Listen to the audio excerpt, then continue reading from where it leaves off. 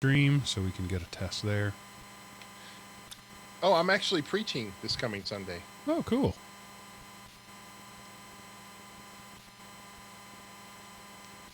The stream is not offline. Google, you liar.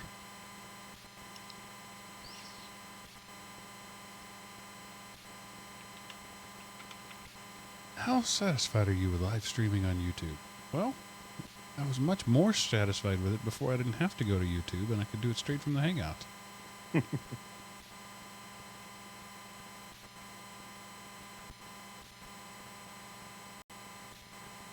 satisfied are you with live streaming on YouTube?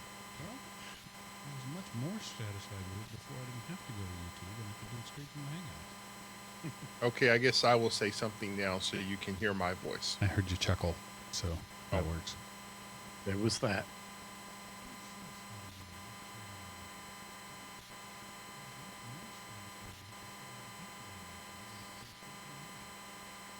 Okay, I guess I will say something now so you can hear my voice. I heard you chuckle, so that works. There was that. All right. You all exist. Yay! Validate me! Validate me! I exist! We live Now in all the we have to do is internets. convince the single women of America of that point, and I'll be fine. Yeah, we need to make it our mission to find Seth a woman. I mean, you know, Okay. what with I don't know any out your way, Seth. with all the advancements in microcomputers, surely we should be able to bang something out. Yeah, they all listen to our look, show. Look at what they could do in the, what was it? Wasn't it the 80s? Yeah. The problem is we have no female listeners. No, we're not the chick magnet show of the internets. Oh, Allah is here. Hey. Is it Allah or Allah or Allah? Help me out. Write it in the chat room phonetically.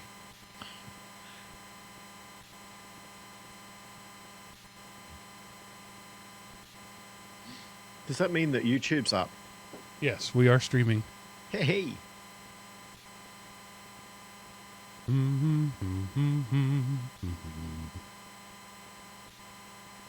Yay, I'm in the chat room. Woohoo.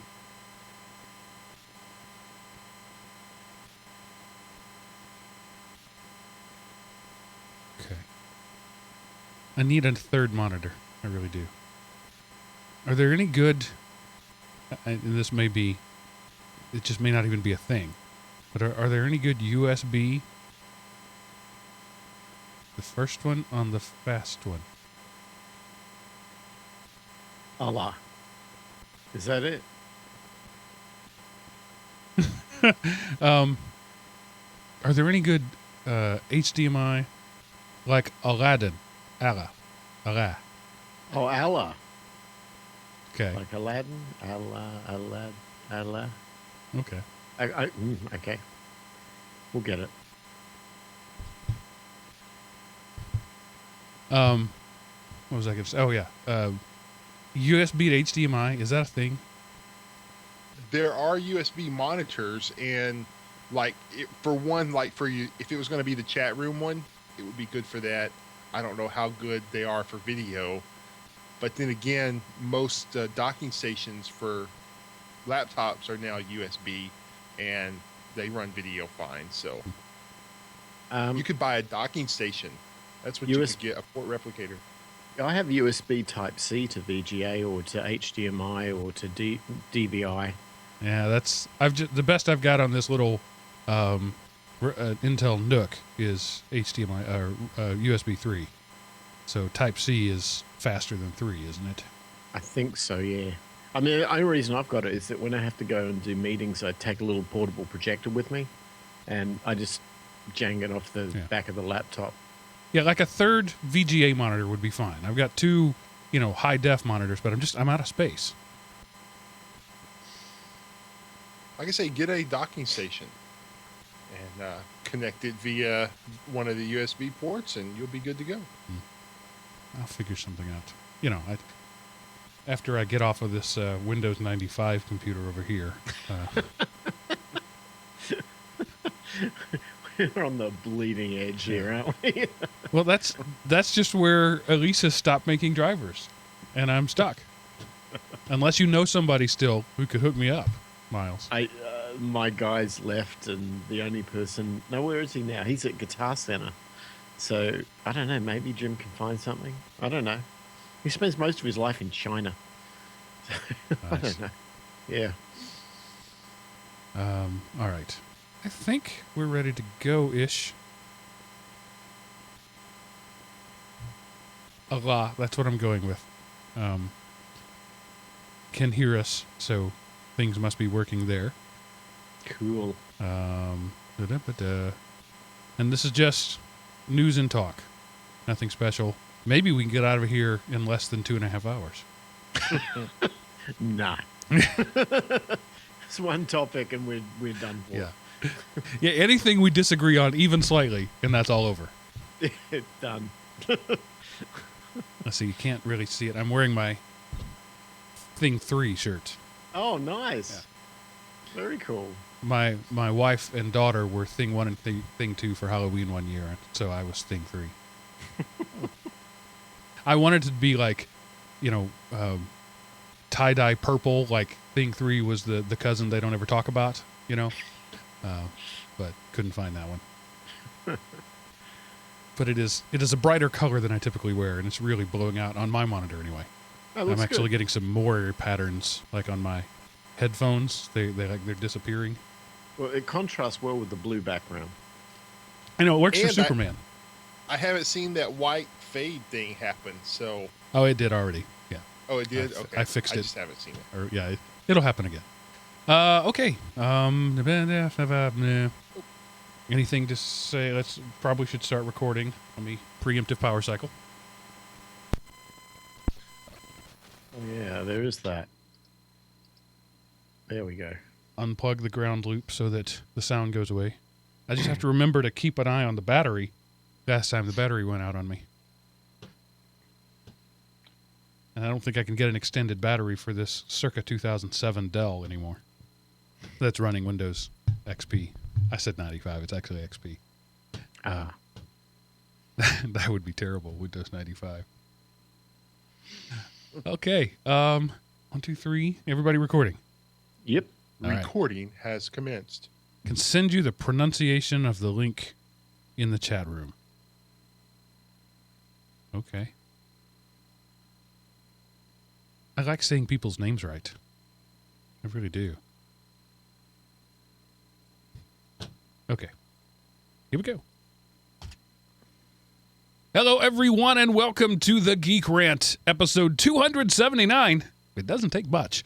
Recorded April 2nd, 2017, and brought to you by Element Opie Productions. ElementOpie.com.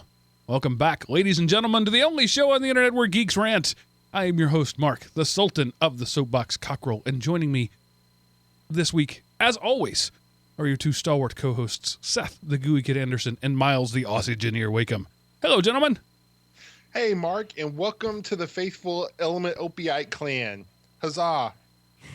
And despite popular belief, we all survived April Fool's Day. We did indeed. In fact, I managed to get through the day without a single April Fool's joke. Not my kids, not anybody. That was kind of amazing. I have to complain. Go ahead, Seth. I have to complain about Adult Swim, Toonami's April Fool's thing. They played a different show than what they had on their schedule, and it was like their April Fool's prank, and I hated it because had I known they were going to play that show and not play the ones I wanted to watch, I could have just went to bed at a decent hour. So I stayed up late to watch a sneak peek of season 3 of Rick and Morty, a show I've never watched before, and I didn't get to watch my Dragon Ball Super, so I was quite bummed, and I missed Samurai Jack as well, so I was quite bummed about that. I tried everything in my power to avoid anything to do with April Fool's Day. Didn't watch the news, didn't listen to the radio, didn't do anything. And then decided I wanted to fix a computer and I had to look something up on the internet. And so I went to some, forum, one of these like PHPBB forums or something like that. And I'm reading through these forum postings and I swear right in the middle of it, ponies and unicorns came running across my screen. April Fools. So, no, I didn't avoid it. I got ponies and unicorns. Well, I spent most of the day offline, which helps. It's really frustrating to me that news sites, internet news sites, have taken this as, something sacred to them, and everybody has to post at least one fake news story, and sometimes even doing an entire fake homepage. That was fine when internet news was a lightweight thing that nobody cared about, and you watched the TV or read the paper. But now the internet is the way most people get their news, and they're still treating it like they're frat boys in the college quad who are just having fun. But I've seen yesterday. I saw lots of fake stories that were they weren't just super fake. They were things that looked reasonably believable, which I guess is the heart of a good April Fool's joke. Frankly, I've never gotten the whole April Fool's thing, but it's really messing with the news culture, particularly among younger people who literally can't believe anything they read that day. Well, I don't know if I can believe anything I read anymore anyway. I mean, you guys probably heard here in Atlanta there was a fire on an underpass, and one of our two major interstates collapsed. There really only three ways, two routes through downtown Atlanta and one around. That's 75, 85, and 285. And one of those three things, 280 or 85, collapsed. A section of it, about how bridges are laid out in like 100-foot sections or whatever. One of those collapsed, and so the entire city is being affected by this. Even if that's not your route, there's that crush of already heavy traffic. All of those hundreds of thousands of people are now finding alternate routes every day. And so it's affecting everybody. It's a good thing that happened on Thursday, because had it happened on Saturday, nobody would have believed it, and people might actually have died trying to drive down that road thinking it was an April Fool's joke. I did see that on the news. What can burn steel at that level to collapse a freeway? What were they burning? Thermite under that thing? That's the big question. In fact, that's exactly the word I use. What is that? Thermite? I've heard a couple of things, and it's being investigated. But one was they were doing some road work, and they were storing their chemicals there to get them out of the way of weather. Another was there was a lot of PVC pipe there, and the combination of flammable PVC plus the hollow tubes that caught the wind just right made it super hot. But really, the official word hasn't been released yet. But it's going to be months, maybe even a year, before things are back to normal there. Because, first you have to figure out what caused it. Then you have to figure out why the bridge collapsed. Bridges shouldn't collapse. A fire shouldn't bring down steel and concrete. And that's what you were just saying. This had to be an extreme fire or something wrong with the road. So there's going to be months of just figuring that out, and then they're going to, start fixing it, which, as you know, road construction is never quick. So this is going to be a big deal. But there are a lot of people who wouldn't have believed it if it had been announced yesterday. Yeah, one thing that obviously is impossible to melt steel is any type of fuel or propellant, because a friend of mine on Facebook posted this caption that basically said, the government caused 9/11. Right, because fuel couldn't do it. Yeah. Right. And so I just responded with a couple of common sense things, and their response to me was, well, I would have to do the research to know if what you're saying is true. But yet I will post this caption from some stupid group just has fact without commentary. And then, of course, people agreed with me, and other people were agree with. And I just man, there's so many things wrong with people today. We don't, all of those studies, and with the bridge, it assumes perfect maintenance, perfect materials with zero defects and zero construction shortcomings, which name one government project that has ever applied to, so it's just, I don't know what caused it, but I know that rarely are things perfectly made in this world, and therefore stuff that shouldn't happen in a lab happens in real life all the time. So 7 minutes in, and we're not even to the first line of the show notes yet, but let's go ahead and talk about it, because this dovetails with what I was talking about earlier, with the fact that we now have an entire generation, or multiple generations really, who get all of their news from the internet now. And what you just said there is reading anything that was on the internet makes you informed. Passing it on makes you a good internet citizen. So that guy not only felt he was informed, but felt he had done his civic duty by forwarding a meme on Facebook. This is what journalism is in the year 2017. I want to disagree with you. Oh man, I so want to tell you, Mark, you're wrong. But unfortunately, society has proved what you have said is the truth. And well, we've talked about it a lot here.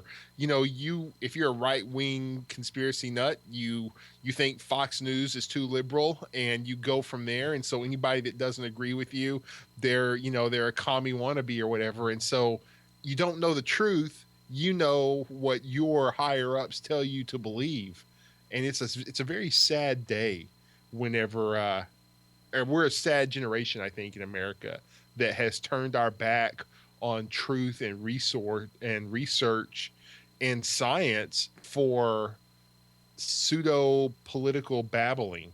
Well, I don't think we've turned our back on research. We've just redefined what research is. Regurgitating something we read counts as research now. Yeah.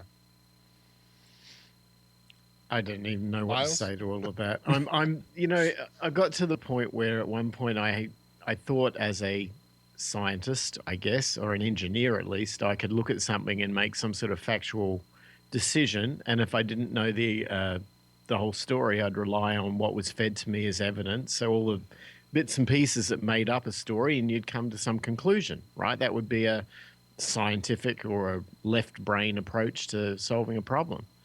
But you can't rely on the evidence being factual.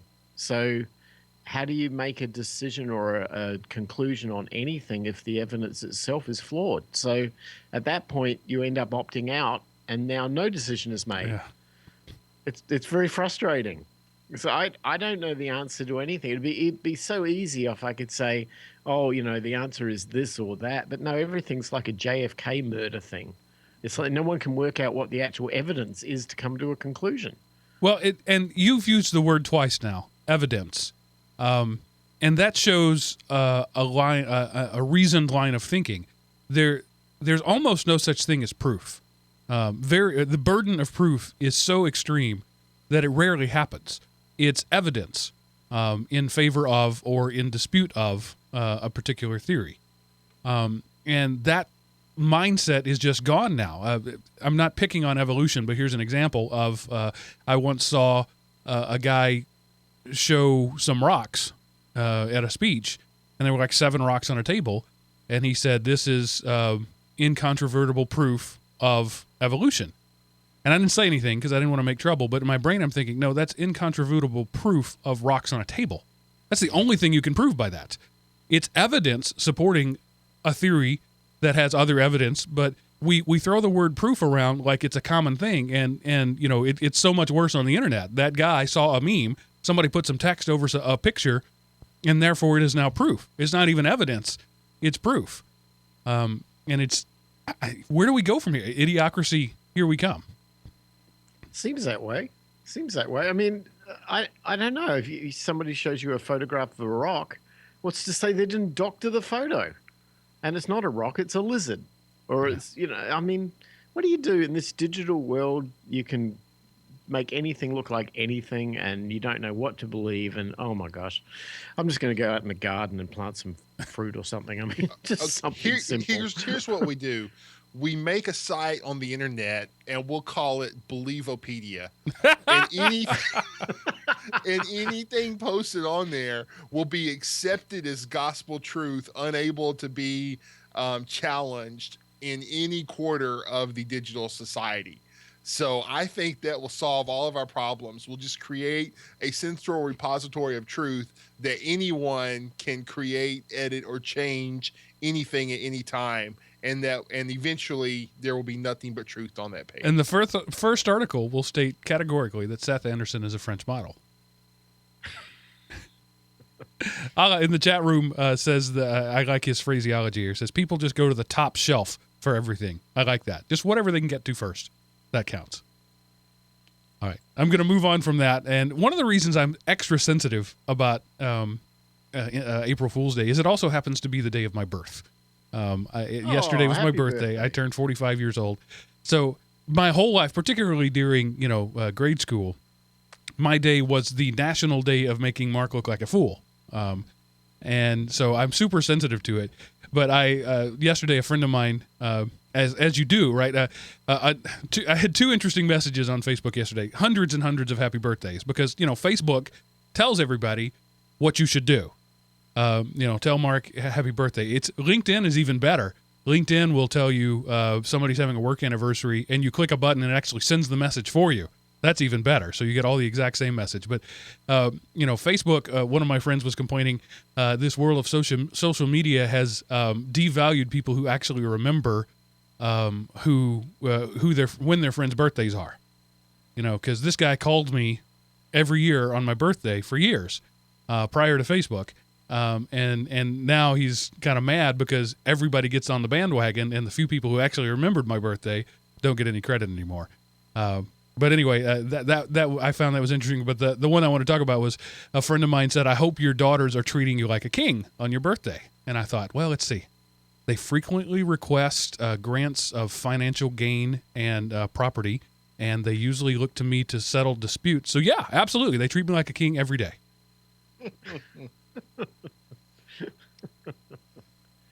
Yeah, I went to your page. I was going to post, but you've turned off the ability of people to post on your page. That is correct.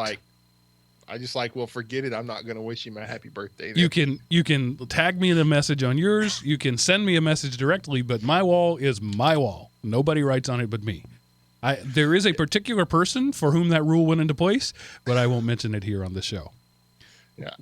I make it so I have to approve everything, but I give people, and I have rejected stuff from time to time, but I give people the chance. Back in the old days when caller ID was a feature that you had to pay for, there was a particular person for whom I bought caller ID too. Not the same person, but anyway, there are things in my life where there may be one person that triggers it. Anyway. All right, moving on. Seth, you put nothing in the warm. You have nothing to say. No, not really. Wow. I'm not feeling well, so I've got like this head thing happening, and so I sound more nasally and whinily than normal today. So I feel blah. I think that's mostly in your head. I don't mean in your imagination, but literally in your own head, because you sound fairly normal to me. Yeah, really. Good to me. Yeah, because it sounds different. Well, of course, you hear yourself differently than other people do, and it sounds very different to me, and it sounds distant. So I'm very congested and stopped up. And then you take medicine, you get that floaty head feeling where you feel like everything is happening 100 miles from you. Yep. So Miles is going to talk about something that we will be revisiting. This is like my LED lighting project. He's doing it, and we're going to make show fodder out of it, whether it should be or not. But Miles, go. It should be show fodder. We all geeks have to have a NAS. It's the law, right? Well, I think it is. In a NAS, for those that don't follow acronyms, is a network attached storage device or server, or basically big disk storage in your house, because all of our stuff is digital and we want to store it. Otherwise, you end up streaming everything from Netflix, and that works to some degree, but I don't know any self-proclaimed geek who doesn't store a collection of their favorite stuff. And I used to be, well, Mark, you have like a big DVD collection that you converted to disc. Yeah. Mine is sort of a nano. It's a NAS in name only. It is a 1.5 terabyte hard drive connected directly to my router. But technically that's network attached storage, so that counts. Yeah, that is. Seth, do you have the same? You've got like a collection of stuff you store at home? I do, but I keep it in a hard drive not attached to anything. So well, what I did was so that's a NAS as in non-attached storage. Right. All right, that works too. Well, when I was many moons ago, when I was moving from Australia to the United States, I had to make everything digital because you can't literally put it on a container ship and ship it all the time. You want to make everything as portable as possible. And that included all my music collection, all my movies, everything, even scans of all documents, the whole bit. And that started me off on storing everything digital. So ever since then, I've always had a big server with a lot of hard disk. And it started out, just a couple of terabytes. I mean, I'm sure back in the early days it wasn't terabytes, it was probably gigabytes or even megabytes. But it's grown to the point where I got this little nasty email from one of my little bots that I have on my server that looks at disk available space, telling me of your 16 terabyte NAS, you got 95% used. Like, how do you use 95% of 16 terabytes? Well, apparently it's a thing you can. You're a digital and I hoarder. did. I must be, yeah. So I now have to venture down the path of, what do I do? Upgrade the NAS. Well, of course, I built this thing many moons ago when motherboards didn't allow you to see more than 2 terabytes per disk drive, and then I put cards in there to allow more drives and more drives, and now I've got this thing that's probably taking more power away than most Bitcoin farms to store 16 terabytes of 2 terabyte drives, which are now so old, and just not 2017, right? I mean, Seagate's got a 10 terabyte drive for $350. I mean, there's no excuse. I should that have plus a Raspberry Pi, done. Yeah, exactly. I mean, I'm trying to be a self-professed geek, and I'm not handling 50 terabytes of storage in my house. Come on, I'm falling behind. We got to get it up here. So that's become my project. Build the whole thing from scratch. New drives, new storage, 50 terabytes, job done. So that was it. I just wanted to introduce the concept. The challenge is on, and I'm going to do this and document it. And so, assuming you're going to do some sort of raid, to get that 50 terabytes, you're going to have to buy 60 to 80 terabytes. I'll do ZFS, but I'll get into the technical details in the. So you're going to trust the file system to raid for you.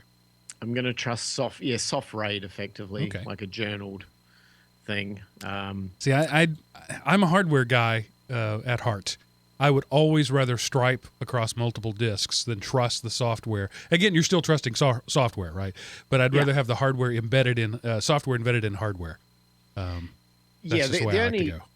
The problem, I've done that before, but the problem is that typically when you hold storage over a long period of time, like maybe 5 years or so, the drives that you started out with in year 1 are no longer the drives you want to be putting in the thing in year 5. True. Because everything got bigger, right? And hardware RAID requires all the drives to be the same drives. I mean, they have to be equally implemented across the controller. And the problem often is, and I've been bitten by this before, I don't know if you have, you go and buy drives that at the time were the drive to buy. Maybe it was like a 250 gigabyte drive back then. And 5 years later, a drive dies and you got to replace it, and you go to find a 250 gigabyte. They don't sell them anymore. True, been there. Yes. Yeah, and now your whole NAS is down the drain. So, I want to future-proof this. A lot of drives, a lot of RAID devices and RAID levels, you can have larger drives in there, but so if you have 3 250s and 1 500. Half of that 500 isn't being used, but then as you replace your drives, once you get them all up to 500, then you can recognize that additional space. So that's a way to do some future proofing. Yeah, I found a product a while back called Unraid, which was originally an open source project, but then it became kind of, you had to buy it if you got to certain capacities. And I've been using that for quite some time, and it's been really good because it does allow you to grow your array by just having your parity drive bigger than any other drive. Right. That's like a JBOD with striping to get super technical. Yeah. Yeah. And we will definitely talk more about this later. So there's a lot of options. I was showing off one time at my data center years ago. We were doing a dog and pony show for interested people walking through, and so I took them in the server room, and I was talking about I had RAID 6 set up. So in a RAID 6 environment, you can lose any 2 drives without having any problems with the system. And so I was demonstrating the fact that I could pop a hot swappable drive out and the system would keep going. So I popped a drive out and everything crashed. It turned out I already had a failed drive I didn't know about. And when I pulled that one out, the whole thing came crashing down. Oops. Fortunately, I had picked a non-critical system. I think it was a pre-production that I hadn't even put anything important on yet. But I learned there, oops, don't demonstrate live unless you're sure you've got healthy drives all around. Yeah. Anyway, I think this is something we can talk to our own personal storage experiences in our house, because I'm sure everybody who listens to this show in one way or another has to store their stuff somewhere, and the cloud is okay, but probably not, for your big DVD collection. It's been something I've been wanting to do ever since I moved into this house. I've got this gig backbone. I could easily upgrade that to 10 gig over the copper I've got, because I ran Cat 6 everywhere. And I've been thinking of putting in like maybe an eSATA or a NAS, and just having a big chunk of drives down there to throw, everything. Have all the laptops, all the desktops, all the phones sync up to it automatically on a schedule. Just never lose anything again. And then, to be super paranoid, send you a copy of that in Arizona, and we sync it up over our networks periodically. That would be the super paranoid way to do it. You wouldn't want to do the initial sync over the internet, because that would be ridiculous. But keeping it up with it would be easy. So those are the sort of things I've always talked about doing, but never actually done. So maybe you can spur me onto that. All right, cool. And then you wanted to talk about podcast players. Yeah, I just thought that as a follow-on from last week's episode, where we talked all about the podcast we listened to, the one thing we didn't touch upon was how we listen to it, and the kind of the physical side of listening to podcasts. There were two things that were part of that came to mind. One was, the device you listen to it on, and maybe the software aggregator that you use to pull down the shows and then present them and listen to them, but also like where we listen to them, because whether is it a travel commute to work in your car? I mean, the average commute of somebody in the United States apparently is like 40 minutes. So there's plenty of opportunity to listen to podcasts there. Or is it, on the treadmill at the gym, which is what I tend to do a lot. And, or is it just, as background material at work? And is podcast background material? Is it possible? It can be. I don't know. I mean, I sort of wanted to throw it out there and find out what you guys, what are your habits about that? Well, for me, for the last probably 6 or 7 years, my phone, whatever the phone is at the time, has been my primary podcast. I used to podcatcher. I used to listen over the phone, over the computer, because I had a much more desk job. Where I didn't move around much, but now it's been the phone for years. I use the Castback app that I would really like to see more people using, and actually using the commenting function on it, but I've talked about that a ton. But for me, drive time is audiobook time. And at the desk or at the office, or in between meetings, or sitting on the can, wherever I am, is podcast listen time. And most of the time, depending on what I'm listening to, I can, multi-thread. The human brain doesn't actually multitask. I can multi-thread enough to listen to a podcast while doing my work. But if I'm generating words, if I'm writing an email or something like that, I can't take in and generate effectively. So I pause it and do that. But for me, and I listen at 3x speed. So in an 8-hour day at work, 6 hours of that is usable podcast time, and I'm listening to 18 hours of podcasts a day, and then between the 1 to 3 hour commute, depending on traffic every day, is my audiobook time. That's how I do it. Seth? I use my phone mostly. Podcast Addict is the podcatcher I use, and a lot of times I do it while I'm walking around my driveway for exercise. If I have some of my 30-minute podcasts, I can squeeze those in the trip to like Canton, because I listen at 2.4 speed. I just made the jump up to 2.4, and sometimes I listen in and around the house. But anyway, that's what I do. So my phone, and then just whenever I can squeeze one in, because I don't like to pause and come back to it. I like to of course, sometimes, like some stuff happens and you have to pause, but I like to try to listen to a podcast from start to finish, whether it's the short little brain stuff or, some of those Bitcoin ones. They take almost 30 minutes at the speed I listen to. So, yeah, see, I never have had any trouble with pausing and restarting. In fact, my every night when doing my bedtime routine, I'm listening to my audiobook. I'll have my thing going while I'm brushing my teeth or whatever, and I'm getting in bed, and then when it's time to turn the lights off, I just reach over and push pause, and sometimes it'll be in the middle of a sentence or even in the middle of a word, and my wife is like, "How can you do that?" I don't know. I just remember where I was the next day. I've never had any trouble pushing pause on the DVR in my brain like that. Yeah, I can. I just don't like to because, I'm the kind of person who I'll start reading the book at 8:00 and stay up till 2 or 3 in the morning to finish it because it's like, I want to finish this. And, if I'm reading the book, sometimes I can stop at a chapter, but when I'm listening to something, I want to listen all the way through. And that's more when, I can stop it and come back in a day because, I forgot I was listening to that when I listened to these others. And it's not a big deal. It's more of a personal preference. Right. Miles, your own question. Well, yeah, I mean, like most of my podcast listening is in the car, and it's in the car or it's at the gym, and my car has not got the best of audio players that I would like, but it didn't really matter. I ended up finding a project years ago. I think it's on GitHub now called Podget, and it's actually a big Linux Bash script library. And what it does is it pulls down your feeds and it pulls them into a system and then just puts them on a server for you. And then I literally just copy the audio over to the device that I'm listening to it on, and I go from there. And I get into a habit where I do this once a week.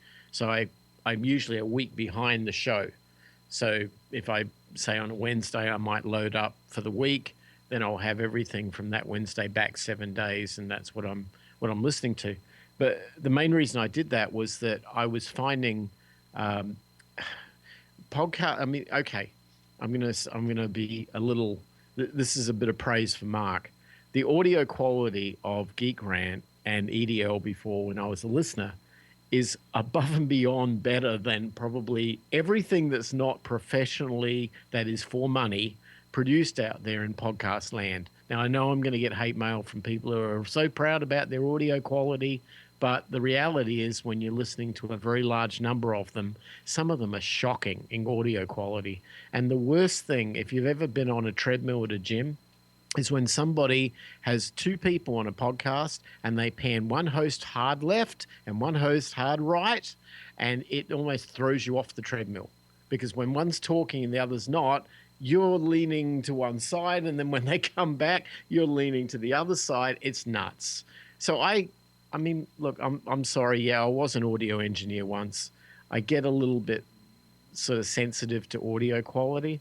So what I did was I got Podget to grab the audio down, and then I take the file before it actually writes the thing to disk, and I haul it into FFmpeg, and I'll boost it, and I'll normalize it, and I'll compress it, and then I'll turn it to mono, and then I'll store it, and then it's ready for me to go. So I kind of have my own robotic butler before I listen to anything. So that's me. But, you know. The ones that get me, I don't listen to a podcast that's bad audio like that. And you hard pan, I'm done. I'm out. I won't finish the episode. I do pan on this show, but it's a 10% pan. It's just enough to give a sense of a conversation going on around you. But yeah, it's not a hard pan most of the time. It's they recorded on the left track of the recorder and the right track of their recorder, and they didn't equalize it. But that's neither here nor there. So I have cut interesting podcasts with bad audio, like Ruthless. But some of the shows I listen to feature heavy call-ins, and you can't. You never are going to get good quality on a phone call, and then you can't control the audio that you get. And so those are the ones that I often end up having to slow down. I can't listen to a call-in show at 3x or something like that. But I've never gone so far as to triage all of my podcasts like that. That's a good idea. I may have to start doing that. I did. Well, Podget's up on GitHub if anyone wants it, or you can download it for free and butcher it to your heart's degree. And Miles, what heart's you could content. do to avoid having to do that sync step is just generate an RSS feed from those, and then subscribe to your own RSS feed, and you'd always have it all the time up to date. Yeah, that's true. I could definitely do that. I just find I'm okay doing a week at a time because as long as I've got a big swag of stuff to listen to. When I say I listen to it in the car, I don't drive much because I work from home. But when I do drive, it's like across state lines. I drive for 6 to 8 hours at a time. So I'm the sort of guy who likes to just load up everything Right. and then hit the road. And that's kind of most important. And it's really hard when you're on the road dealing with a phone as an interface for this. So I try and put everything into my car media player and deal with it there. Nice. All right, that was good. I like that. Listeners, if you've got an interesting setup you'd like to share, let us know. And so let's move on to some listener feedback. Drew finds an Easter egg in Legion. I don't think this is a spoiler. I'm super sensitive about spoilers, and I'm going to choose to read this. But if you are even more sensitive about spoilers than I am, and you've not seen episode 1 of Legion, you might want to skip forward about a minute and a half or so. Drew says, I just started watching episode 1, and a clue that some may not have picked up on, and it may not be relevant, but just a flavor thrown in. The blonde girl, Sydney Barrett, the music that is played during the time frame can be categorized as psychedelic rock.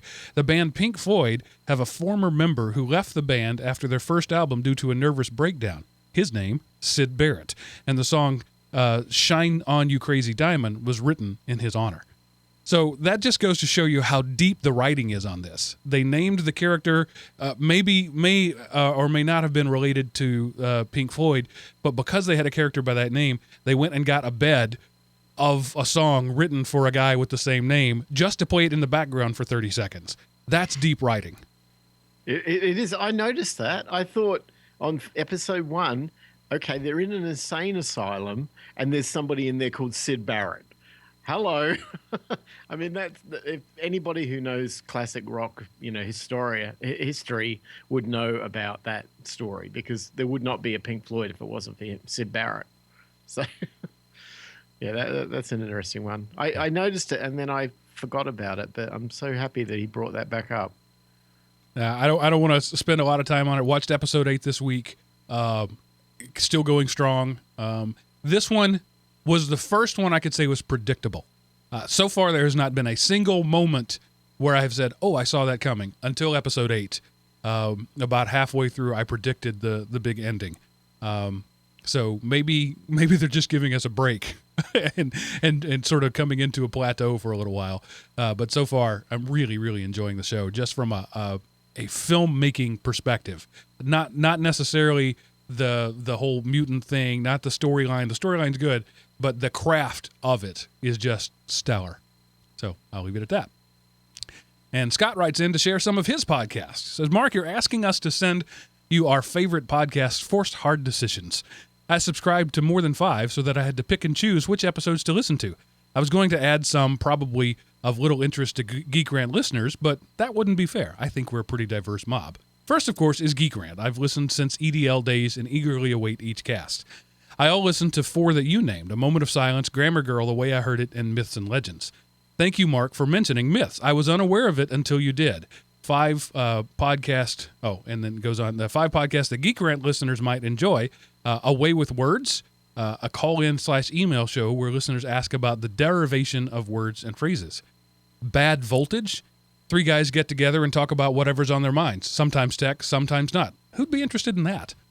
Cosmic Vertigo, 2 astronomers talk about space stuff, an Australian ABC radio network podcast.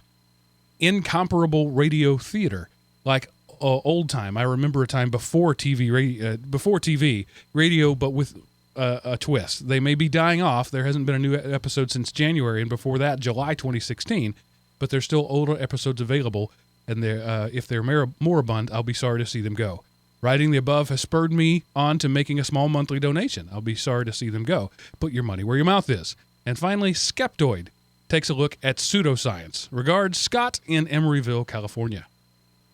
I haven't heard of any of those, so I will be checking that out. They do sound good. I love this. Podcasting is so broad and so varied. I just love the fact that there's great stuff out there that I haven't heard of. And then Lord Gigabyte submits his homework. Says, hi guys, just finished listening to the latest episode of GeekRant and submitting my homework. My number one podcast to be, tinfoil hat warning, is The No Agenda Show, a deconstruction of media, a collection of conspiracy theories. That's for you to decide. Second, Unfilter. This is also a podcast from Jupiter Broadcasting. Hello, Miles. Unfilter fishes in the same pond as The No Agenda Show, but it's a somewhat different take on events. But there are a lot of similarities. Third, The Linux Action Show, the last episode coming up, and is being replaced with User Error and Ask Noah.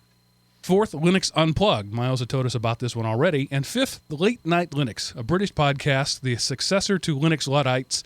As the name says, it's a bunch of geeks talking about Linux. Again, some of the hosts of this show are often found on the panel of Linux Unplugged. Popey is a regular customer. Keep up the good work, guys. So lots of Jupiter Broadcasting in that one.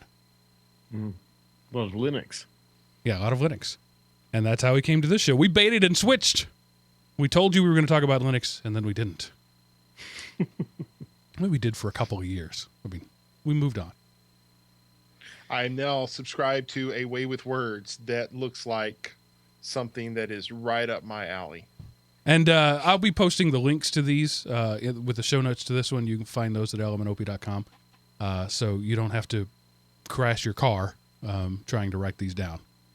But most of these, most podcatchers now, you can just search for, the Away with Words or Bad Voltage and find it. Well, you have to be careful because there's A Way with Words, and then there's Away with Words. Oh, okay. So there's two separate podcasts. So that's a mime podcast, Away with Words?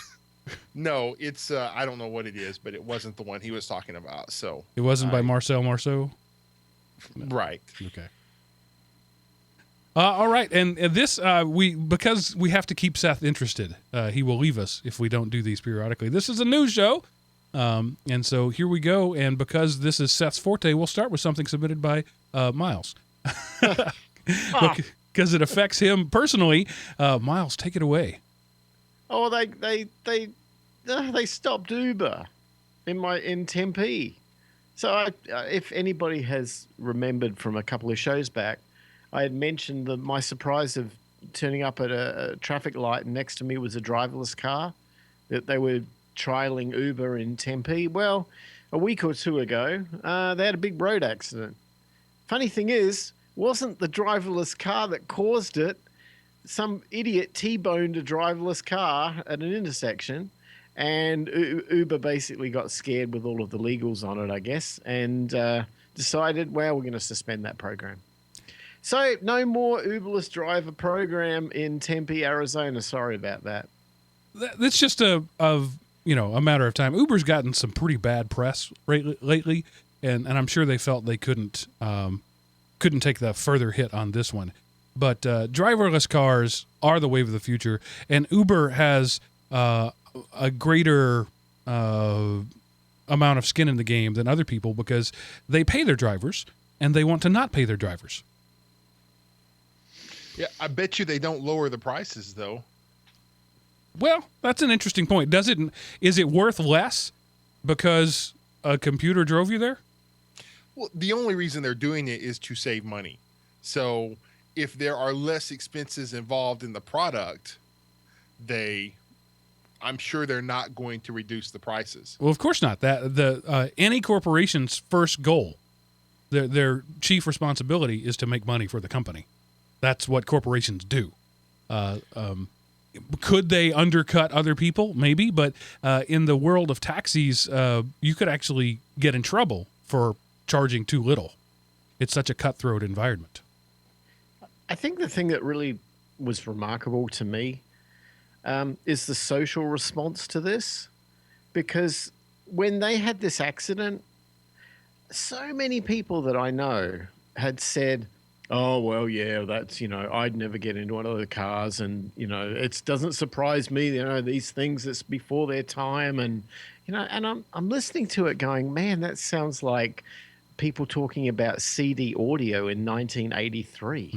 Mm. It's like we've got to move forward with something. And the fact is that the Uber didn't cause the accident. A human being T-boned it and kicked it over on its side. And there were no But serious injuries. no, but the press on the front page of all the newspapers, there's a photo of the Uber car on its side on the road with, the headlines like, not safe to be in an Uber in Tempe. And that drives me nuts because the Uber, it's the human that was the unsafe factor, not the Uber. It's just the Uber was in this particular case, the innocent victim. But it's as you were saying when we first started the show, Mark, it's how people take journalism and spin and turn it to a predefined goal. And, it's like a Luddite mentality out there. And I'm not saying that we all have to run crazily into new technology before we think it through, but this was a perfect example of how the press just had it out for Uber, and Uber basically threw their arms up in the air and said, okay, enough, we'll give up on this. So I don't know. It's kind of sad in a way. Sad and predictable and expected, but it'll come back. There's too much upside to it. Just plain and simple. So. Yeah. The robots will run your world. This is an unavoidable fact of life. It will happen because automation has been the goal of engineers for centuries. I mean, we just now have computers, but before computers, there were the McCormick Reaper and the spinning wheels and the looms. You can go back hundreds of years and see that somebody was mad about a machine putting them out of work. It hasn't stopped it. It's not going to stop it. It's going to continue to happen because we as humans are driven to make the world faster and better. We can't turn that off. If we did turn that off, what a terrible society humans would devolve into. We had no creativity and no desire to invent. So it's going to happen. You might as well just accept it, people. Mm. And people. I've said this many times. Nobody misses the gas lamp lighter. That was a job. That was all they did. Those people found other work. They just do. Anyway, moving on. Airbus, the plane people, want to make a car, but it's not really a car. It's kind of a flying thing, sort of, but not really. Yeah, I mean, Airbus have always been kind of on the bleeding edge of. Oops, sorry. Uh-oh. Didn't know it was going to play that automatically. They've always been on the bleeding edge of transport because the original Airbus planes, I remember when they were released out of France, that's going back a while, probably 20, 30, 40 years ago maybe, that they had a lot of accidents. A lot of planes crashed because pilots were not used to computers controlling pretty much everything about the plane. And I know for a fact that back in those days when I was flying, if I saw that the airline I had a ticket for was going to put me on an Airbus, I didn't want to be on that plane. And it wasn't because there was anything wrong with the technology. It's because the human beings could not control the plane, particularly in forms of ascent, like emergency level ascent. They didn't understand that a computer was not going to respond to them immediately pulling back and then go straight up. It was going to ease them in so they didn't stall. And, of course, that caused some accidents. Well, nowadays, pilots know these things. Planes are different. But it seems that Airbus have always been pushing the envelope. The A380 was the largest plane in the world at some point, a passenger plane. I'm not sure if it still is, but it certainly was when it was released. And they managed to pull that off, and those planes apparently are a joy to fly in. Well, now Airbus have set their sights on the individual human transport module. And what they've effectively done is they've created like a little electric car, and you drive it, and when you park, if you want to, well, what will happen is a massive drone comes out of the sky, hovers down above the pod or I guess the passenger compartment of the car, picks it up like from above, and lifts it into the drone away from the chassis and the wheels, leaving the chassis and the wheels on the ground, and then flies you wherever you go. And then the And chassis it's- then drives to the next location where somebody needs to land in a drone. It's a Yeah. brilliant idea. Yeah, but this is Jetsons, right? I mean, this is really Jetson stuff. But I got to give Airbus props. That's really thinking outside of the box. And this, this is a concept. The finished product won't look anything like this, and it'll be a generation away. But that's okay. People are dreaming big, and I'm excited about it. Yeah, I mean, like Elon Musk's dropping rockets out of the sky and landing them for reuse. I mean, who'd have thought that was going to happen, right? Nothing surprises me anymore. It's all crazy and it's all great. The concept of the commute is going to change dramatically, I think, in my lifetime, between these hybrid vehicles and autonomous drones and the Hyperloop and all those sort of things. We're going to stop being a culture of commuters, and I think it'll happen in my lifetime. In some ways, I sort of hope so. I mean, there's way too much gridlock out there. We've got to do something about it.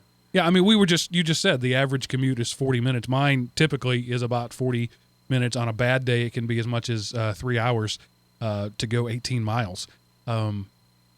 There's no excuse for that in 2017. There are better ways around it. But just things have to happen first. We have this embedded 100-plus-year-old culture of large engines on large cars that burn dead dinosaurs, and there has to be a cultural shift before you can get away from it. And it'll happen eventually. Yeah. Okay, look, I'll throw it out there because this probably would have been a better thing than the warm-up, but I'll add it to this because you just mentioned about energy. This week, and the news that I didn't watch, or I've been trying not to watch on April Fool's Day. Well, prior to that, this week there was this big announcement coming out of Washington on the concept of revitalizing the coal industry. I found out only 16% of power in the United States is generated from coal. So, what's that all about? I don't know. I mean, are we just? It's technology now at odds with policy? I don't know.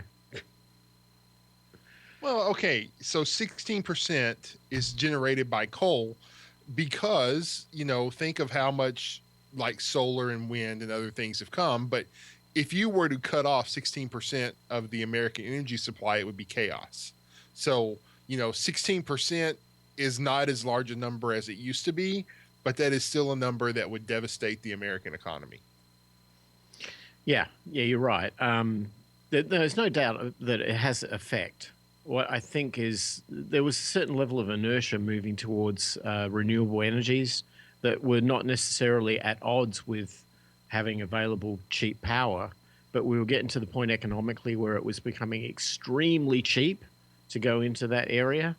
And I don't know, I just sort of sense that inertia, I don't know if you can stop that once it starts. So, Miles, is your complaint that 16 is too much or too little? It's too little to have as much focus on it that it's getting in policy. Well, it's considered the dirty fuel. I don't think that's appropriate, but that is the mindset in certainly policymakers is that coal is the dirty fuel. It kills people and damages the landscape, and so it has had a political target on its back for a long time. Yeah. No, I hear you on that. I'm not looking at it as a political thing. I'm looking at it as an economic and a technology thing. Well, since when has that ever mattered to politicians? If they're the people stifling it. I mean, if the EPA and other regulations went away, coal would skyrocket because it is cheap and we still have a huge abundance of it, and it's we still haven't even tapped the easy to get to stuff. And then once we get rid of the easy to get to stuff, there's a lot of hard to get to stuff out there, but it could be economically feasible. But all of everything that's driving that and holding that up is political, not technological. Yeah, and certainly not economical. Do you think that's the same? Oh, sorry. Go ahead, Seth. I was going to say that's the same thing that with ethanol. in theory, ethanol sounds great. We're going to lessen our dependence on oil, and we're going to use corn to fuel our vehicles. Except when you realize that it takes more energy to produce ethanol than ethanol produces when it is burned, and then two, it damages motors because of the temperature that it burns at versus regular fuel. So the only thing that helps the only thing that ethanol helps is it helps the farmers because it makes food more expensive because land that used to grow food now grows fuel, and the lobbyists help the politicians with their reelection campaigns because we know that's all that money is used for, in order to get something that sounds on the surface very environmentally friendly, but when you look underneath, it's really not environmentally friendly. It's just the buzzword that people latched onto. Yeah, and you can't walk into your local Ford dealership and buy that car with ethanol. So it's not even a thing. Yeah, they're flex fuel vehicles, but that's it. Right. Yeah. And and if you were someone who has any type of lawnmower, even if it's the big zero turn radius thing or a weed eater or a chainsaw, which I understand you shouldn't use you shouldn't use wood to heat your home. Living out in the country surrounded by trees, you're killing the whole freaking planet. But if you put ethanol based fuel in there, you're destroying those engines, which is good for the manufacturer because you blow that engine up, you got to go buy a new one. But again, it reams the consumer. That's all it does, is it reams the consumer for more money. So, I But, really. this is not always a bad thing. I railed against compact fluorescent lights because they were more expensive and they didn't work, and it was the government pushing it down our throats. And now I have the best lighting I've ever had, not from compact fluorescents, but from LEDs. They last forever. They put out better light, and they're cheaper to run. That wouldn't have happened had it not been for the tree huggers meddling where they didn't belong. It took almost 20 years to get there. But, and so good can come from meddling. Well, okay, there's a difference from saying get rid of this bad thing versus we're cramming this other thing down your throat. Well, that's exactly what they did with the compact fluorescents. Everybody was happy with their regular light bulbs. It wasn't a bad thing, but it became illegal to sell them, and now you had to take this light that took a long time to warm up and didn't produce good light, but the EPA liked it, and so we had it. So I see those as exact parallels. The alternative right now is worse than the good thing, but we can't have the better thing until we get rid of the good thing. Yeah. And I don't agree that government, I'm a small government liberal. I mean, conservative, liberal. I'm a small government conservative. I don't think that the government's position is to tell me what light bulb I should have, but I can't argue that sometimes good comes from that. Yeah, even a blind dog can find a bone. That's true. That doesn't mean that they should be out there screwing up the yard digging. So. And the blind dogs in the Arizona Senate followed the House and made blockchain contracts legal in Georgia. The only thing left now is to be signed by the governor. This is huger than you think it is. Yeah, I didn't. This is crazy. We spoke about this one a few shows back because it went in the House and they voted it, and everyone was like, "Wait, what? Huh?" In Arizona, they actually voted for that. Yeah, and then it was supposed to then progress to the Senate, because that's how laws work here. I'm sure it works the same way everywhere else. It originated in the House. It goes to the Senate. If it passes that, it ends up on the governor's desk, and as long as it's not vetoed, it gets signed into law. Well, it wasn't supposed to get to the Senate because after it passed the House, there was this thing in the press here saying it doesn't have anything on there in regards to gun ownership. They specifically wanted to exclude on smart contracts that you are not allowed to show who owns a firearm in a smart contract. And that apparently was strong enough to shut the whole thing down. And we thought, oh, okay, that was the end of that. And it was, it was never going to happen, right? We were all sort of fooling ourselves thinking that Arizona was actually going to pass it. The Senate voted only one disdained vote. Everybody voted for it. It passed the Senate last week, and it's sitting on our governor's desk. And he's a business guy. He's going to sign this thing. This is now about to become law. And I was reading about this, that there are 2 or 3 other states sitting right on the heels of this. I think Vermont and Hawaii are about to follow suit and do the same thing in their jurisdictions as well.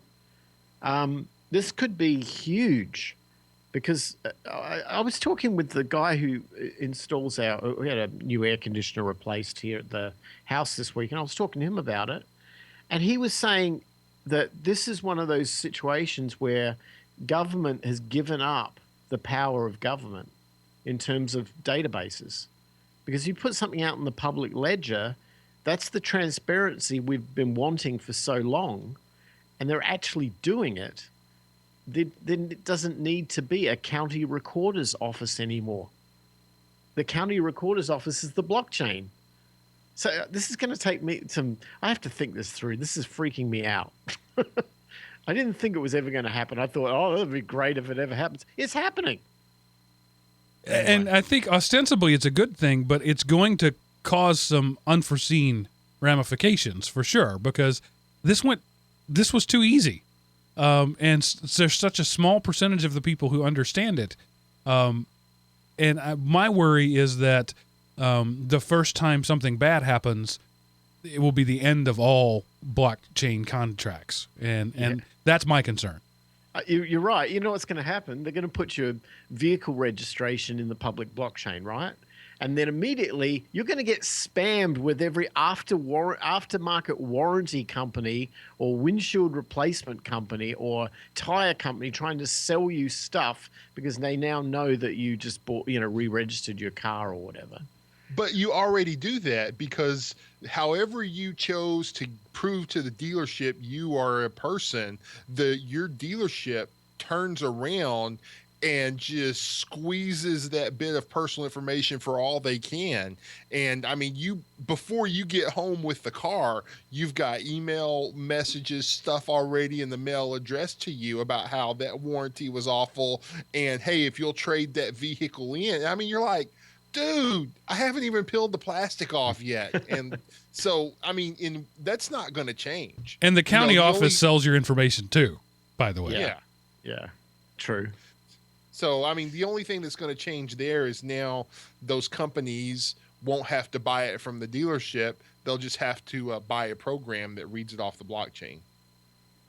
I'm super excited to see what this happens, but I'm afraid that it's going to be like prohibition, right? It's going to be one of those things where it seemed like a good idea at the time, and then immediately it gets repealed because everybody realized, oh, this was terrible. And while I think it's the technology is sound, I don't think that we have enough understanding of it as a culture to use it effectively yet. There's got to be two sides to transparency. It's good if you don't like to be, if you don't. It's good if you want to be open. It's bad if you don't like being exposed. So and there's got to be some balance. Here's the thing: you have purchased a car. And let's say you use a web-based wallet system for whatever. And then what happens whenever your account gets hacked and they sell your car to somebody else? Now there's legal proof that you don't own the car anymore. So how do you address when something like that happens? That's a good question. The one thing that I always thought was maybe a motivator on government side for giving this stuff up, well, they're scared to death about getting hacked. Yes. They don't want to have their databases being hacked by the Russians or whoever it is. And they have to be politically responsible for that. This is a way they can avoid all responsibility and go, it's out there in the public blockchain. We can't control it. Okay. Fine. Maybe that is the downside of it. But so you think this is a case of plausible deniability? Yeah. I do, actually. We've had police departments, with police, the names, the addresses, the home phone numbers of police officers that somehow got out into the public because of hacks. You've got, there's so many. I mean, historically, there's so many of these, and they all seem to make government a focus of these things. And this is a way they can avoid being responsible for it. Interesting thought. And responsibility is a key factor. It matters who's at fault. Like when your smart TV can get hacked by just doing its job and sending a signal to you? Who's responsible? Yeah, because it's going to be, you're not going to be able to buy a dumb TV pretty soon, because as the price comes down, they're going to have apps embedded in them, and even if you choose not to use them, it's going to be there. Well, they have demonstrated an exploit where where physical access is not required to your TV to pwn it.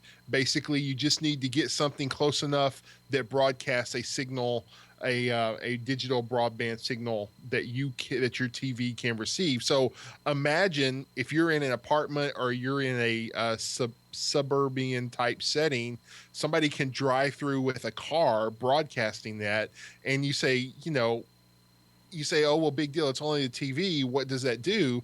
Well, it gives them control to the microphone and the TV and the camera in your house. And you're not thinking, when you're talking about personal information to you that you don't want shared, hey honey, what's the bank password? I thought it was Big Willie 17. It is, but we capitalize the B and the W. Okay, well, boom, your TV's hacked, you don't know it.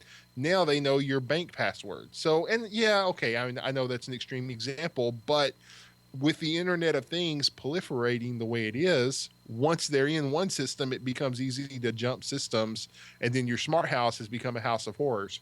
Yeah, and the proof of concept code here is not necessarily causing your TV to spy on you, but it's a breach into your network. And home networks have gotten pretty secure now, not through any action of the home user, but because now Wi-Fi access points make it really hard to not put a password, for example. Right. Like, for example, my Google Wi-Fi, it's not an option. I cannot set up an unsecure network, and other things are moving in that direction. Things that you get, your AT&T comes with a crazy password that's put on the back of the unit with a label maker strip, and most people don't bother to change that. They log into it once and they're good. So home networks are getting pretty hard to attack. So you go for the lowest hanging fruit, the easiest surface. And this, driving around in a rich guy's neighborhood with a TV transmitter in the back of your truck that you could build for a couple $100 would be enough to exploit this device. For example, take a TiVo, for example, connected to a digital antenna. It's scanning radio waves all the time, even the channels you're not on. This smart TV might be doing the same thing. And so now they have an in to your network. And that's what makes it scary to me. Not that the TV has any power to spy on you, but that it's a shoehorn into what's already a fairly secure environment. And now, Bob's your uncle. You can do whatever you want. Scary stuff, but also ingenious. Hats off to the people who came up with this. This is smart stuff. I just wish you were working for the good side. Well, I guess maybe you are, because you demonstrated it publicly. But, if one person thought of this... Right, somebody else did too. Yeah. How do we know it's not already being exploited? And, whenever you're, what was it from Cheers? They dance naked in front of the lava lamp in the living room. Now somebody's got pictures of you. And when you're famous, here comes the blackmail emails. So. That's a good point. Smart is not always what it's cracked up to be. Is that how it works with TVs? It's what we've talked about all the time. The manufacturer is just... we need another checkbox on the labeling. The packaging needs another feature. So let's just throw this in there, and we won't really even ask the question, is it secure? This is a marketing thing, not a security thing. I think it should be, at this point, people should consider it mandatory for every company that designs anything with a network to employ security professionals and run everything by them. That seems to me to be, I'm not saying we should be a law, it seems to be just good corporate governance at this point, to have every project go through your security experts. But clearly that doesn't happen. People are trying to get out the door as quickly as possible, and they don't even run it by anybody who knows something. You can hire a security expert, but in order to do that, you got to say goodbye to the cappuccino machine in the executive washroom. Yeah. So it's not going to happen, because that's going to cost money. And it's not going to cost money that drives up the price of the product. It's going to cost money in terms of bonuses and, stock options that the people who don't do any work but overregulate the people who do work, it's going to cut into their money hiring somebody to put out a better product. I don't quite have the same as dark a view of that. I think it's more along the lines of, we're already paying lawyers. Why pay a security guy?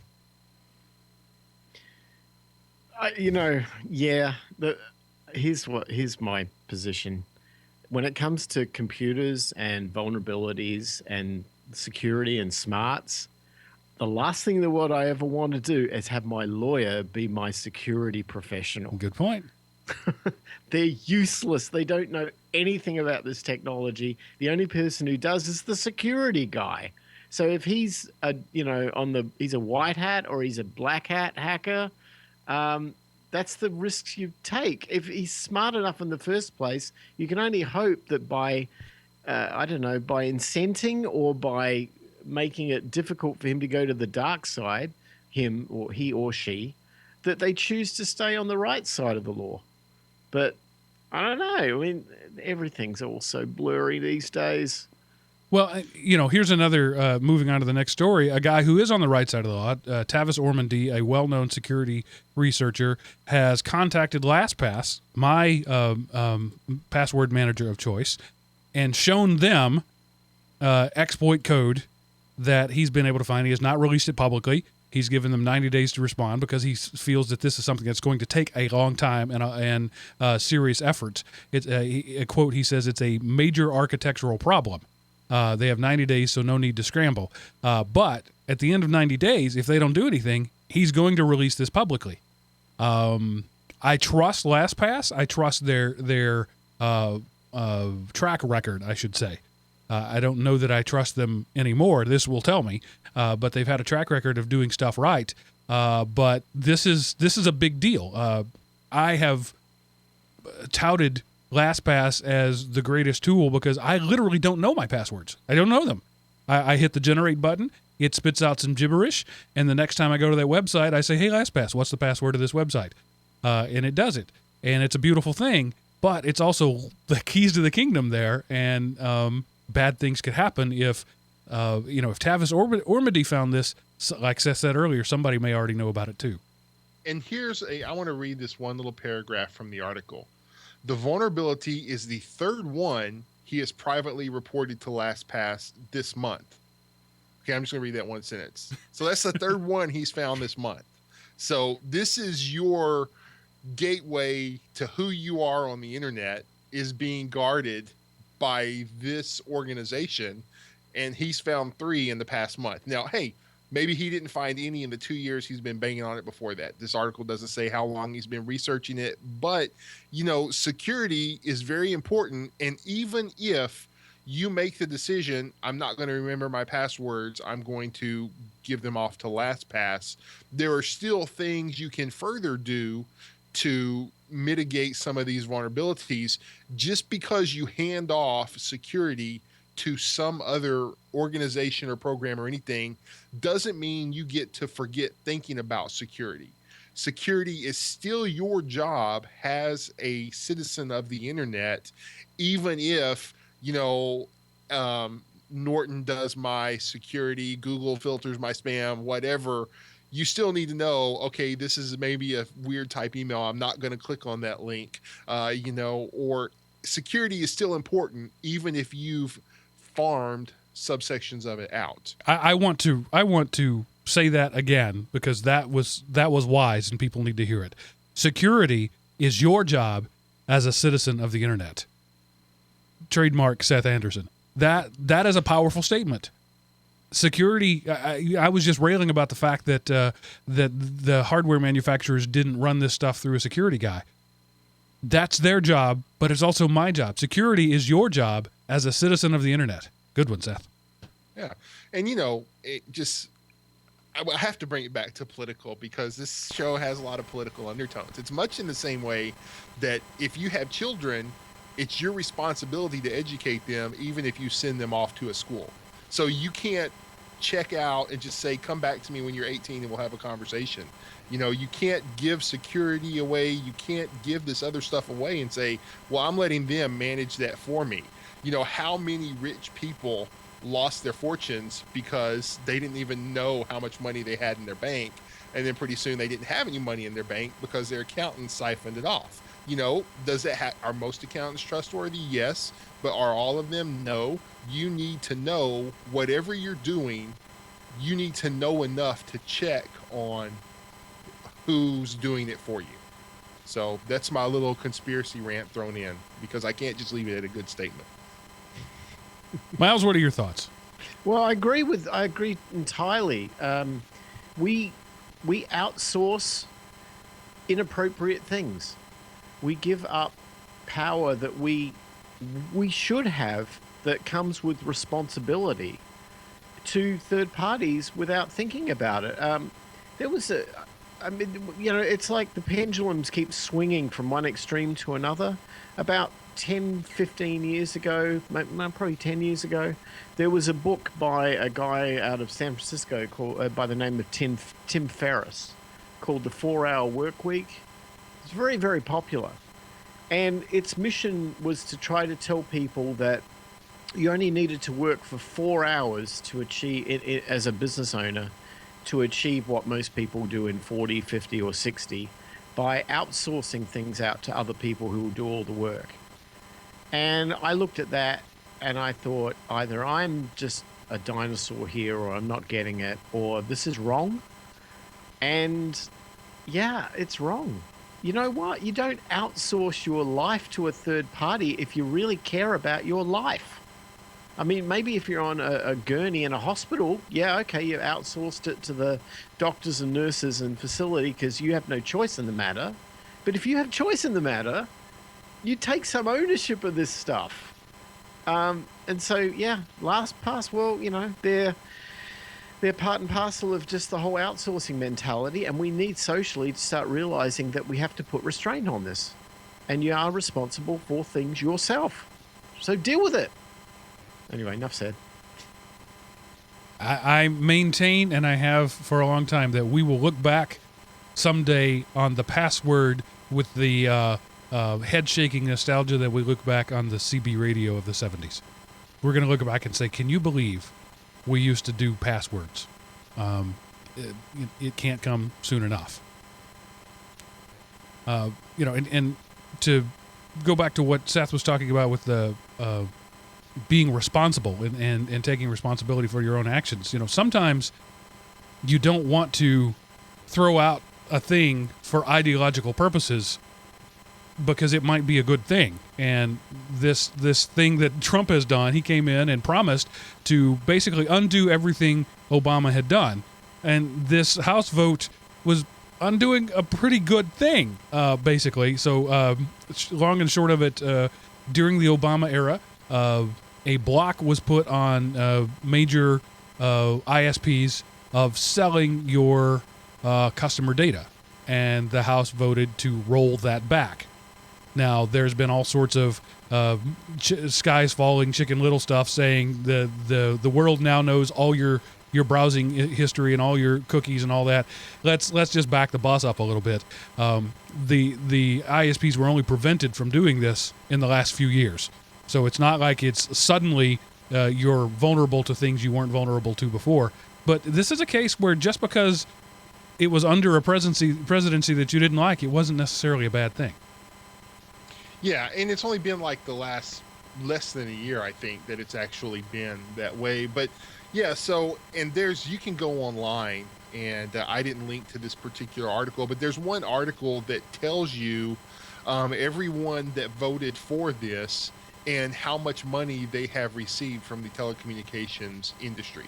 Some of it's quite a lot, others is very little. And of course, correlation doesn't equal causation, but it's amazing how more often than not, the side that gives the most money is the side whose vote wins.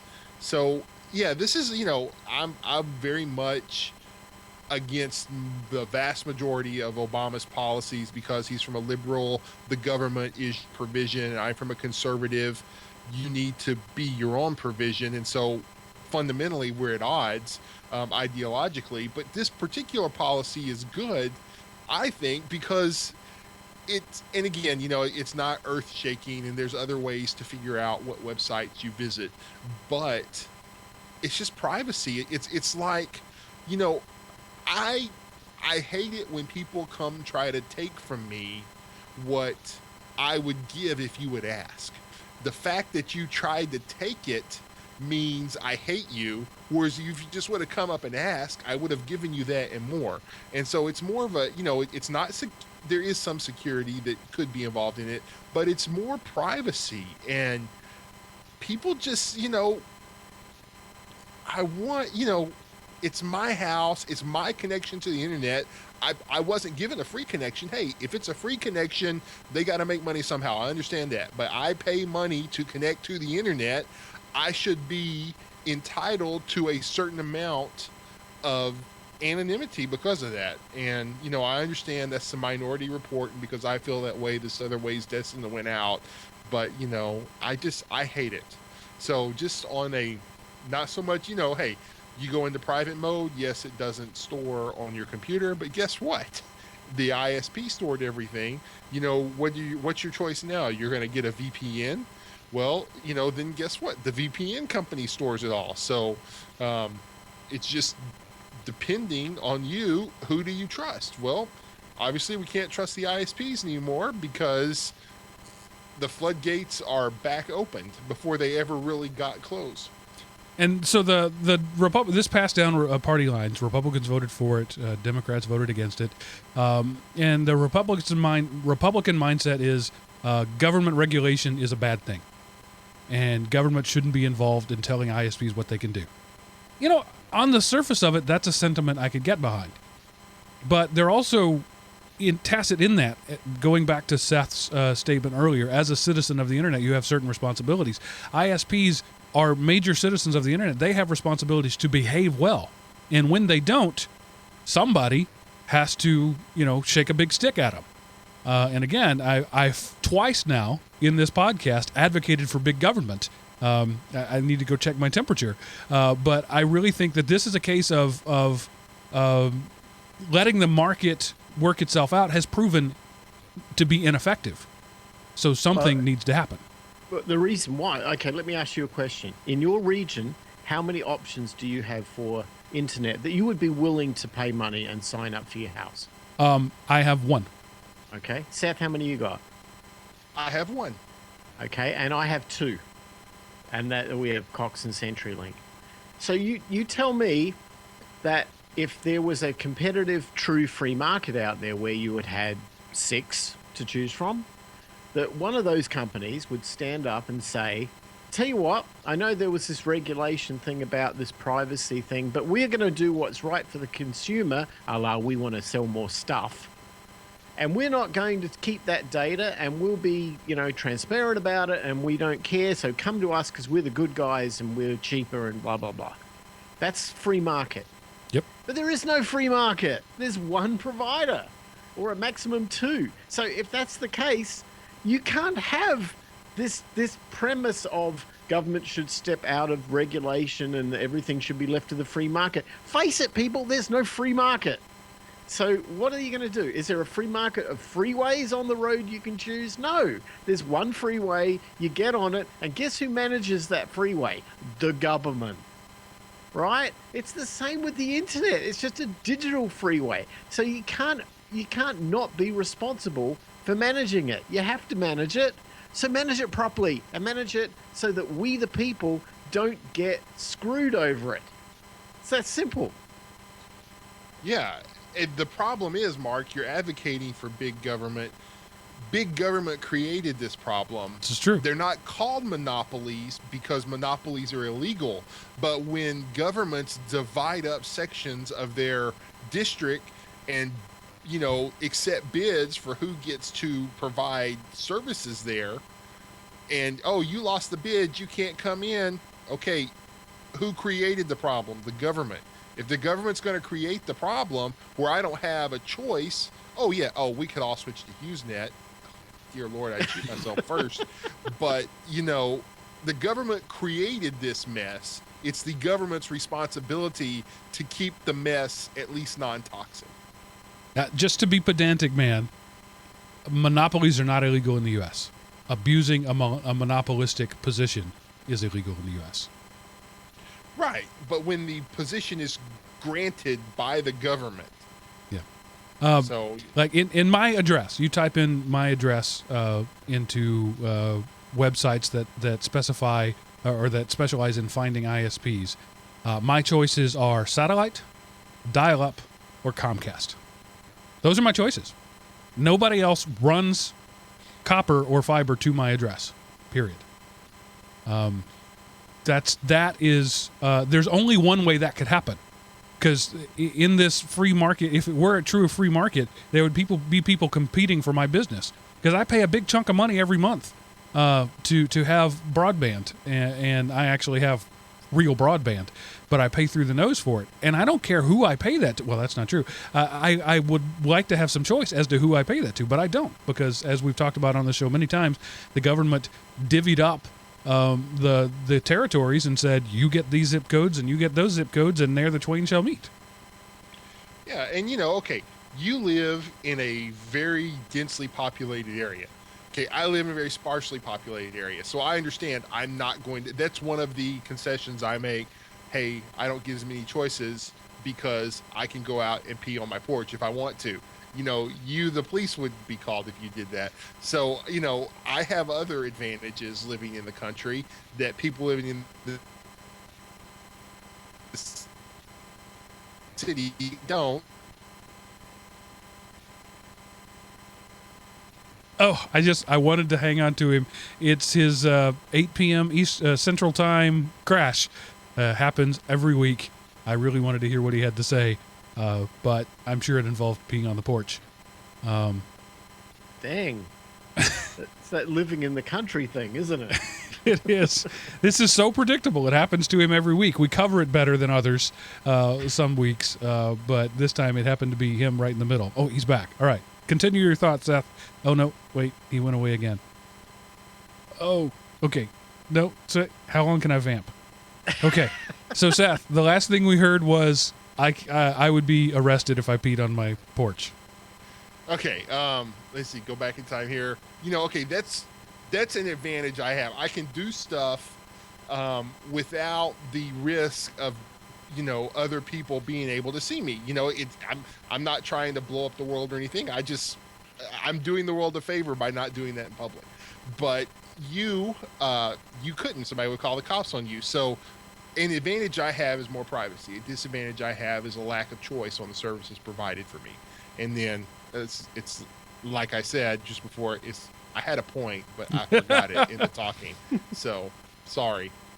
No, but this is not theoretical as well. This is actually real. I got this interesting little thing going on. We have a cable provider, which I have internet to our house, and I have a business level connection. So I pay a premium for that. I pay quite a lot of money for it.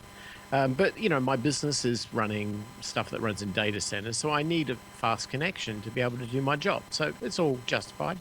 Well, it was fine for a while, and then as of maybe, I'm going to say October, November last year, if I make a connection between my house to our data center using a VPN, I was seeing that my data transfer rate for the same bits of data on a 100 megabit per second connection was slowed down to almost 100K a second speed. And this just started happening. It was working fine, and then all of a sudden I'm like, what's going on here? Why? And I've got to transfer big server backup images and stuff between stuff. So I'm really freaking out about this. So I called the provider, and they pointed me to a news bulletin or some article they published that said something along the lines of, if you use a VPN on their network, you have to tell them, because they're using some error correction technology from Yahoo that slows it down. It's like, Look, I'm sorry, buddy. I didn't get. I mean, I didn't just walk out of the forest today, so you know that you can just tell me this stuff and I'm going to believe you. That's a load of crap. They Come put you on a on. watch list. They wanted to make you call so they could put you on the watch list for kitty porn because you're running a VPN. And the Yeah. way to do that is to cut you 2 orders of magnitude. That gets your attention really fast. Oh no, 10 orders of magnitude. Because I mean, it went from having a 1.1 megabit, speed to 100k, just because they can. So, at least look. Don't treat me like an idiot. Be upfront and say if you're running a VPN, your speed's going to be throttled. So, okay, fine, whatever. And then I'll do it remotely with a, VPS somewhere on somebody else's network. But please don't treat me like an idiot like this. But this is the problem that you have where you've got one choice. Well, and your problem was you talked to level 1 script reader who doesn't know anything, and not only their job but 3 positions above their job, and poor people that I'm sorry. You're right. No, you're right. You're absolutely right. I mean, but it's not right for them to treat us all like we don't know what we're doing and we're idiots. Right. That's just not right. Or that That's you will just- believe such a line of BS. Yeah. Give me the common courtesy to tell me the technical reason about it. And if I say, look, I'm sorry, I don't understand that, then dumb it down. That's fine. But if you want to dumb it down from the start and pretend that there is no technical reason, then you're just lying. Period. Yeah, I've got to tell this story because it ties in greatly, and I've probably told it many times before. But okay, I was helping a friend of mine set up their DSL connection at home, and of course, you call and you talk to the level 1 person. Have you tried turning the cable around? And of course, the reason you do that is to make sure nobody's going to plug it out and plug it back in, but they'll turn it around. Have you turned it off? Turn it back on? Blah blah blah. All this kind of stuff. Finally, I convinced them that I know more than they did. They reached the end of their script. So they transferred me to level 2. And the level 2 guy started with the exact same script. Have you tried, turning the cable around? And I said, hey, do you know so-and-so? He started there about 3 months ago. And he goes, yeah, he's sitting right beside me. I said, tell him I said hi. And then he goes, oh, hold on a second. Oh, I'm sorry. We hadn't built that connection yet. Give us 30 minutes and then it'll start working. So, how long would I have had to repeat that same process before somebody took the time to look and see, oh, it was our mess up?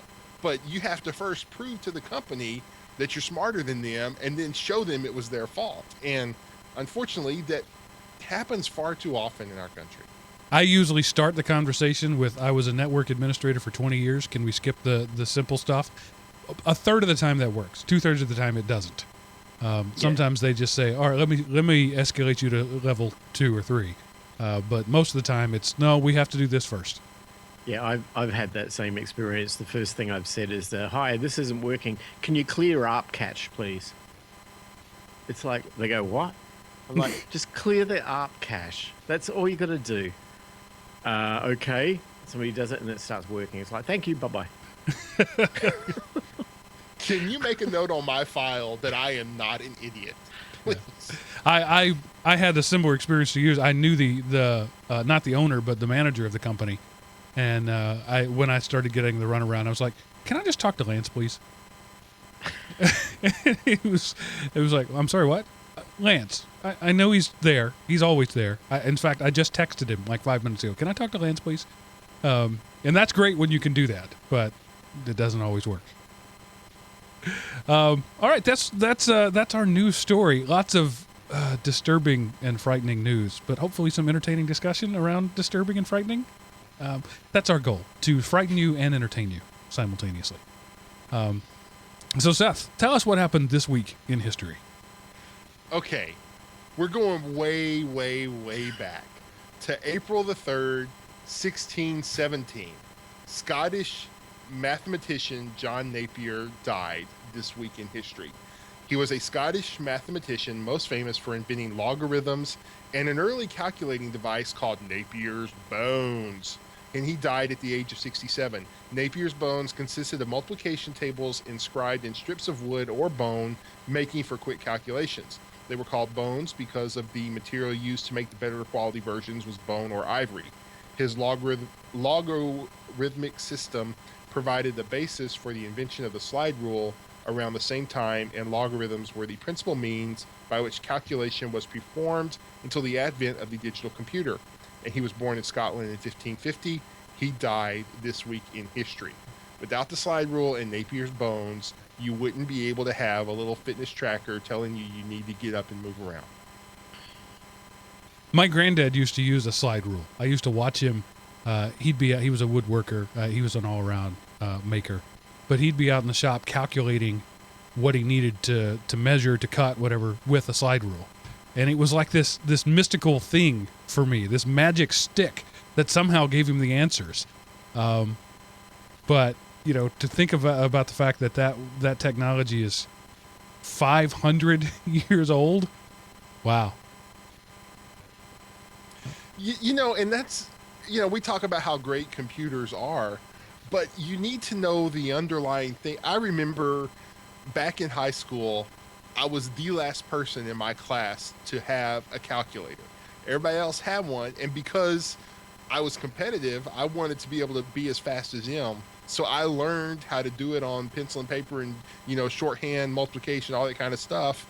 And I could do it with a pencil and paper as fast as other people could with a computer. So just because you have a tool, if you understand the tools you're working with, imagine how much greater you could be in whatever your profession is. I watched my 14-year-old daughter punch into her calculator 2 times 3 the other day. I went off on her. Like, that is the dumbest thing I've ever seen you do. Why would you even need... It's like that. I understand calculator dependence is a reality, but 2 times 3? Really? And her response was, I just didn't want to think about it. It took more effort to type in 2 times 3 equals than to remember your basic second grade multiplication tables. Anyway, it really makes me mad. And I'm raising, apparently, one of those children who doesn't want to think ever about anything. They just want the machines to do it for them. I'm sure somewhere in, roughly 1561, there was a parent complaining about the fact that their child couldn't do math without a slide rule and saying, you really should be able to do this on your own. All right, this is the part of the show where I tell you how you can contact us. Feedback to us. Let us know what you think. Go to elementop.com, click the Contact Us button at the top of the page, answer the world's hardest CAPTCHA, fill out the web form there, and that will send an email that gets priority in my inbox. That is the best way to make your comments known. You could also call 559-I-AM-OP. Leave us a message on our Google voicemail. I won't answer that. I never answer that. But it will email me and let me know that you've left a message there. We'll play that on the show. Or you can send an email directly to geekrant@elementop.com, and that goes to all three of us, unless you think I am filtering mail to the other guys. We like to know what you think about any of these things. Is it a cold day in hell because I twice advocated for big government?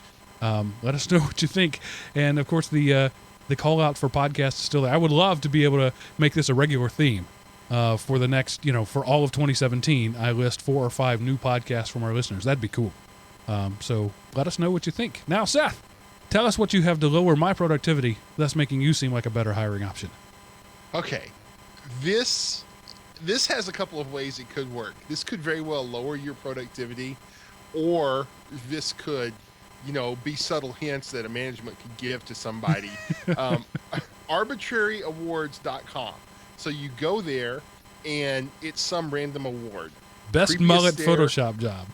Yeah. Creepiest stare while at a urinal. And you can put your name in and print them out. So, it randomly came up on me, longest fart inside an enclosed car. So I promptly printed that out as a PDF, converted it to a JPEG, and posted that puppy on Facebook. So just because that's the kind of guy I am. So, this site, it's fun, and I could see where you could become addicted to this, thus lowering your productivity and your boss letting you go because they used up their paper budget for the year in February. And on your way out the door, send me an email so I can forward my resume. This is something I could give to a couple of people at my office right now. Most confusing use of the phrase win-win situation. Oh, man. This is awesome, Seth. I look forward every week to your show closing spectacular, and this is great. Longest shock from an electric dog collar. Oh, most convincing Nicolas Cage body double. There's some good ones here.